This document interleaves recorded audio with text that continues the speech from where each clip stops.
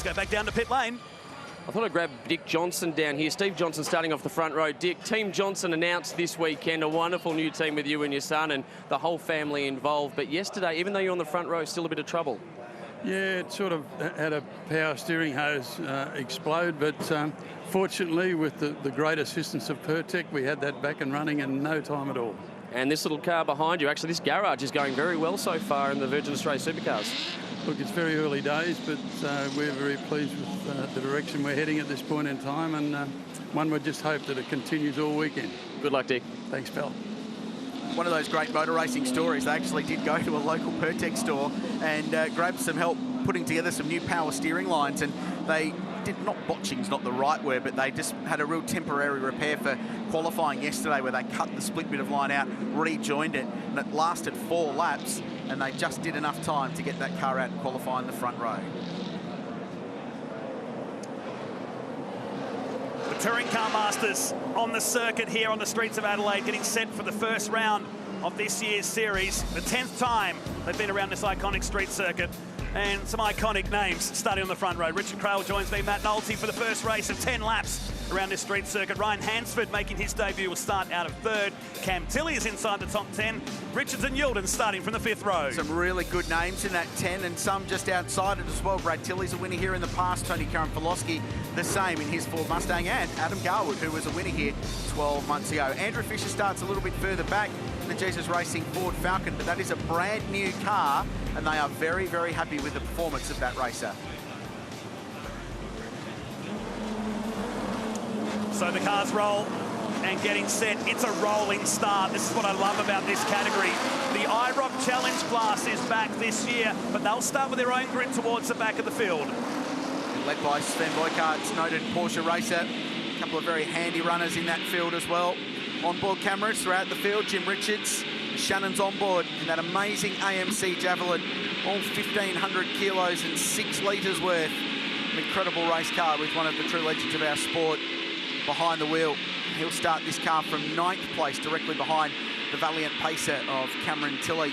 6-cylinder power has been pretty strong here this weekend, Matt, and Cam has been real fast. Rung its neck yesterday during the qualifying session. That's the Blue Pacer weaving around ahead of Mark King, Jimmy Richards, Brent Yilden, Brad Tilley in the mix. And there's our second onboard camera, Bob Wisely, carrying the Ron Hodgson Motors livery. The Bob Morris ran back in the 70s. Great to have Bob in the championship this year. This car was raced by Jason Gomersal for 2 seasons in the Touring Car Masters. Bob's from Mackay in North Queensland, former drag racer, decided 6-second races weren't long enough for him, wanted a bit more bang for his buck, so he's joined the Touring Car Masters. He's done a really solid job so far this weekend, learning experience. He's only had 1 test day before this weekend, and I spoke to him yesterday. I said, mate, you've picked a daunting round to come and get your debut in circuit racing after a career in drag racing. He said, yep, but we like a challenge. Absolutely. Took it very nicely around the track yesterday and just got acclimatised to the concrete canyons around here in Adelaide. Very warm conditions like we touched on at the top of this race, so managing the engine temperatures is going to be crucial during this race. Rolling start around here, 10 laps, and once again Johnson and Bow square off on the front row. Great job to Ryan Hansford yesterday on debut in the Tirana. 1 of 5 in the field, I might add too. Comes across from the V8 Ute Racing Series where he finished 3rd last year. Very capable racing car driver, and Matt, we've seen in the past several drivers come across from Utes to join the fun in Touring Car Masters, and Jason Gomersal, probably the best exponent of that. He was great in Utes, came to TCM a couple of seasons ago, and has almost been a race winner. Not yet cracked that inaugural victory, but he's not far away. And Adam Bressington was actually up on his qualifying lap, on his in lap yesterday. They called him in. He said, oh, could have been on the front row, but they pitted a little bit too early. But he's going to be one to watch in that White Line Racing Chevy Camaro. With Andrew Fisher debuting a new Falcon. There he is next to Jason Gomersal as the cars line up into the rows of 2. The safety car will disappear into the distance, and then we'll unleash this 25-car field for 10 laps around here. First of 3 races. They'll be back tomorrow and Sunday as the front row squares up. You want to see a magic sight in racing. Here's 25 Touring Car Masters getting set to blast off the view from the South Australia Flycam. It's Johnson and Bow on the front row. A rolling start to kick off season 2017. And here comes the green flag, and we're racing in race number 1 of the Touring Car Masters. What a sight. Bressington in the yellow Chevy Camaro. He's on the inside between Stephen Johnson and John Bow, and it's Johnson who leads them through the centre chicane. Bow's next. Jumping over the curb was Ryan Hansford in the Tirana. Good start behind them too for Andrew Fisher. Mark King, by the looks of it, already a couple of positions gained in that red Chevy Camaro. Gomersall going wide and almost loops the big mate Tirana. He got up on the curb on the outside, the approach up to the top of Wakefield Street, and slots back in front of Brett Yilden as the field weave their way up through the staircase and onto Hutt Street on lap number 1. Great start for Johnson from second on the grid. Just got there in qualifying before the power steering line fell apart, but really good run into turn 1. Just got the launch on JB, and that was his objective, is to get into turn 1 first. He knows JB is going to be a really stern challenge. The cars produce their speed a little bit differently too. The Mustang's got a little bit more grunt. It's a heavier car, so the Tirana quicker through the slower sections of the racetrack. The Mustang stretches its legs down Brabham Straight. Down the inside goes Adam Garwood on Jim Richards. That'll be a big moment for him. Down the inside at the Kettleville hairpin as the field weave their way around turn 11 and past the wall cam. Behind the back of the pit, so Johnson and Bow already 1.7 seconds ahead of Adam Bressington. Ryan Hansford, who took to the inside, the centre chicane, is 4th. Behind him should be Fisher and Mark King as the field squirt their way up. And here's dramas now towards the top of the hairpin. Terry Lawler. This is the car that Glenn Seaton raced throughout last year's season. Was a contender in the championship. Sold in the off-season to Terry, who's a very experienced historic touring car racer. Unfortunately, smoke pouring from the back, and it looks like there's a little bit of panel damage on that car as well. But he's pulled up at the right spot, right in front of the fire department, basically at pit entry. Now be very careful to lift the bonnet of this car. If there's any sort of fire happening down there, you don't want to feed it oxygen. And this very experienced crew here at the Clipsal 500. Great presence of mind of Terry Lawler to pull that car up in that spot in the pits. But his race is done in race number 1. No fire. They were very ready for it. And often when you see them open the bonnet like that, you get that intake of oxygen and the fire ignites. But it was all right, and Terry will jump out of the car. Not the way he wanted to start his Touring Car Masters season. So this race, 7 laps the distance. It's Johnson leading Bow, first and second. Good start, Bressington. Really good start too for Andy Fisher in that brand new GTHO Falcon. As we go back and have a look at Jason Gomersall, the Holden Dealer Team spec livery on the big mate Tirana. He had the big slide on the exit of that corner. Busy behind as well, Matt. Just can't touch that curb on the left-hand side, even though there's plenty of rubber down on it. Went wide, and watch it here. Almost spun in front of Cam Tilley, stacking the field up with Brett Yilden in there as well.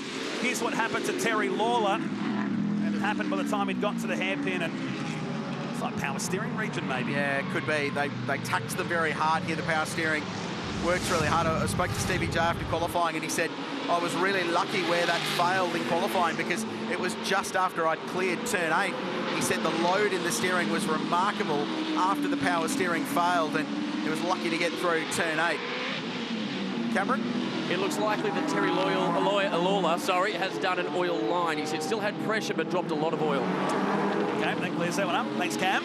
It's a bit of a theme this weekend, isn't it? And I think they're just struggling in these really difficult, hot conditions. And like we said, while ambience 35 or 36 degrees in that concrete canyon, the air that these cars are sucking in is often 10 degrees warmer, if not more. So it's really hard work. Good battle for the lead, and there's fights all the way throughout the field. This is Jim Richards, the Shannon's AMC Javelin. He's in 11th place, so he's dropped a few spots. Just in front is Adam Garwood, the young Tasmanian, the brand new SLR 5000 Tirana that team has built in the off-season. Beautiful car, and that sort of crystal white livery this weekend. They've got some signage to come. He's having a look at Tony Karafalowski. He's having a look at Brett Yilden. It's all going on down at 9. Tony Kay moved from one side of the wall to the other and just protected that line, stopping Adam. It worked. It was very effective. Adam Garwood wouldn't have liked it too much. And Richards sitting behind him too with Brad Tilley as they come around the backside on lap number 3. This is the battle down the order from 9th, 10th and 11th. It's a beautiful car, Matt, that the Garwood family team have built in their workshop down there just in Launceston. They're very proud of their Tassie heritage. They tell me that half the state will be turning in and watching today, so hello to everyone in the Apple Isle. But tremendous little driver, and he came on in leaps and bounds last year. Won a race, but by the end of the season, he was contending at an outright level as well as in those reverse sprint races that we have. So Johnson leading Bow 7/10 the margin at the pointy end. JB locked up behind that Ford Mustang. It's our Pro Sports class winner as he slides his way through the top of turn number 4 there. Back on board with Jim Richards, inducted in the Australian Motorsport Hall of Fame last year along with Mark Scaife, and rightly so too. When he hasn't won isn't simply worth it winning in this country these days.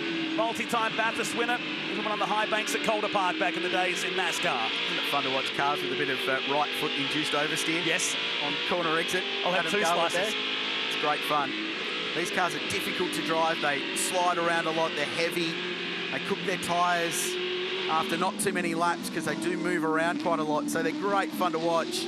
And right at the pointy end, and 2 of the best exponents of it, Stephen Johnson, who's been so passionate about building this program. He's so enthusiastic about this Team Johnson campaign, and his dad, who we saw earlier, watching on from pit lane, the same. And he was putting just as much work in to get that car back on track after their dramas yesterday. I think Dick's really enjoying himself, obviously overseeing the actions down there at DJR Team Penske, but got a real vested interest in this new program he started with Stevie J.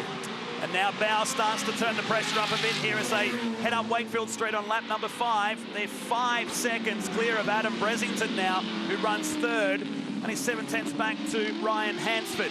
The multi-spares Tirana stepping up, moving across to Touring Car Masters here, the son of the late and very, very well respected Greg Hansford, who we lost some 22 years ago. There's Alan Bougen, just had a drama down at the final corner in the big Mercury Comet, which is the longest racing car in the world. It's a remarkable thing. Cusso is his nickname. He's a legendary bloke, really loves his TCM. He was dicing with Leo Tobin, so down there in the braking zone.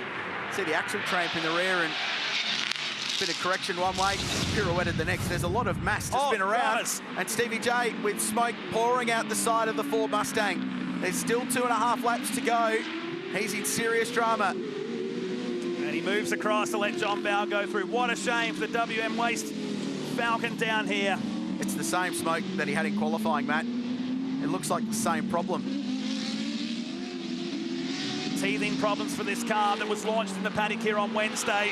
And it's the same sight that we saw in practice and qualifying. Great presence of mind, get it up on the grass if it is dropping in the oil. We'll see some faster cars coming too.